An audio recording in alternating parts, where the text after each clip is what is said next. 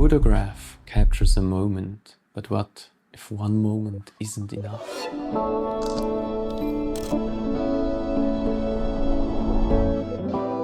What if you could merge time, light and subjects into a single frame? Not in Photoshop, but directly inside your camera. Today we're doing a deep dive into one of my favorite creative techniques, multiple exposure photography. I briefly mentioned it in my photography techniques video, but today we go deeper. What is multiple exposure photography? Multiple exposure photography is exactly what it sounds like. Instead of taking one single image, you take two or more photographs, and the camera merges them into one final frame. You're layering light, you're combining moments, you're stacking realities. And the result can be subtle or completely surreal. This technique has existed since the early film days. Back then, photographers would expose in the same frame of film multiple times. Today, most mirrorless and DSLR cameras offer a built-in multiple exposure mode, and that makes experimenting easier than ever. What gear do you need? Here's the good news. You don't need special gear. You need a camera with multiple exposure modes, a lens, any type of lens, or maybe your camera already has a built-in fixed lens, and an idea.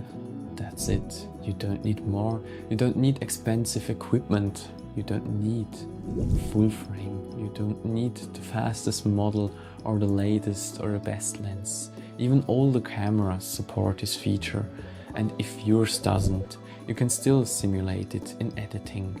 But I highly recommend doing it in camera, because when you see the result immediately, you start thinking differently.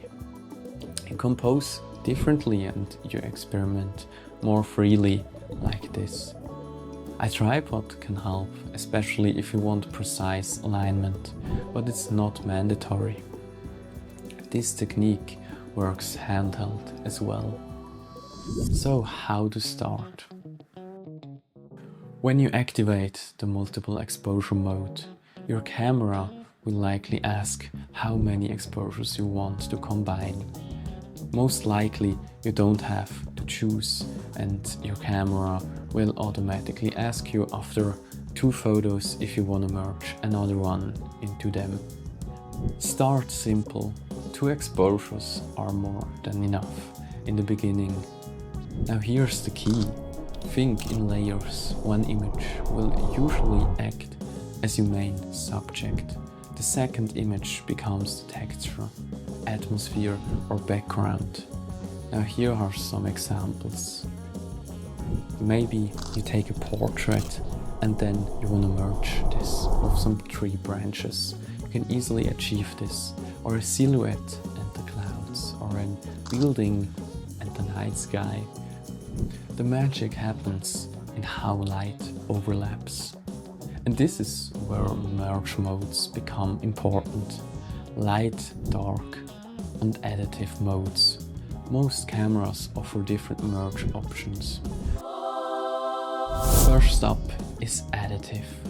Additive is literally the simplest mode of them all. It adds brightness values together, and the bright parts stay bright and the dark parts stay dark, and it merges them like 50 and 50% together. So the algorithm acts differently. This is perfect if you want to merge 2 pictures together and you want to see the pictures almost like before. So you can see a faint shimmer of the pictures after you merge them. But this is where the problems happened with this mode. I really like it, but the other 2 are a lot better. The next one is light mode or bright mode. Light mode keeps the brighter parts of each image and suppresses darker areas. This is amazing for overlaying clouds into silhouettes or adding city lights into a portrait, merging the sky into a subject. The brighter elements shine through, almost like painting with light. It's one of the easiest modes to start with. And lastly, there's dark mode. Dark mode does the opposite. It prioritizes dark areas and suppresses brighter parts. This works beautifully when you want tree branches to appear inside a bright sky. But a huge tip overall is to start with a black and white mode. Because if you don't have color, just a spectrum of light and dark, it is much easier to expose and comprehend these different modes. Now, what are some simple and creative techniques to try? Let's talk about the practical idea, silhouette and the sky, one of the easiest and most powerful combinations. So the first step is just choosing one of the multiple exposure options your camera has. You have most often 3 different ones you can choose from, and I would really recommend you start off with light or dark.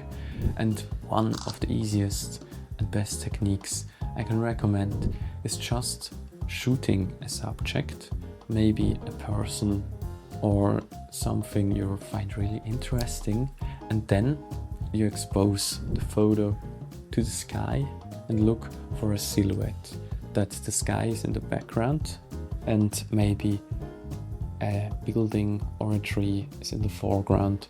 So you shoot the subject first, that picture is stored on your camera, and for the second photo you look for an exposure where the sky is really showing or most of the picture, and you overlay the person with the silhouette of a tree or a building or something like that. And then you can achieve photos like those you can see right now. All those photos here I used the same technique. First up, I shot the subject and looked what would be interesting, and in a second shot I exposed for a building with the sky in mind. I looked for nice silhouettes where the subject can be framed in. And this is the whole thing. You can experiment in all ways, but this is just a simple way to start.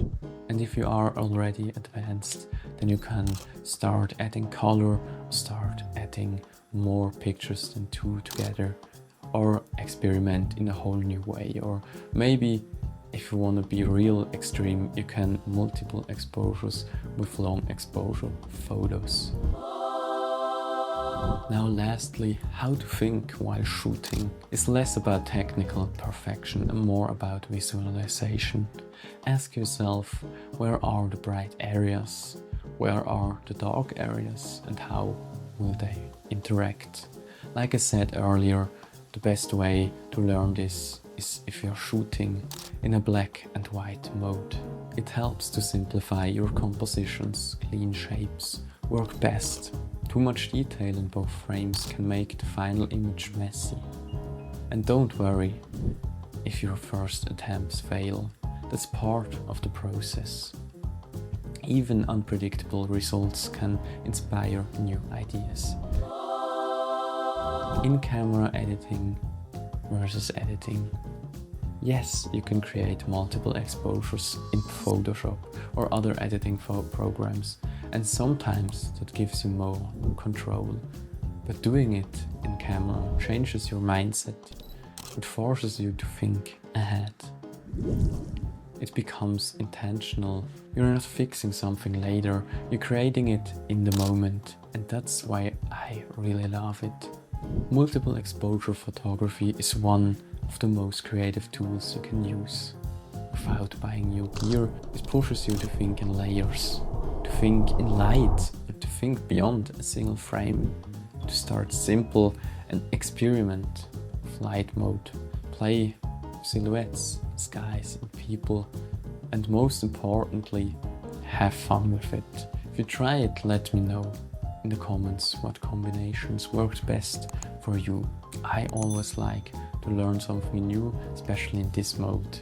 Now, this was the first deep dive in this series, and there's much more to come. If you enjoyed it, like and subscribe really helps the channel. Thank you very much for watching.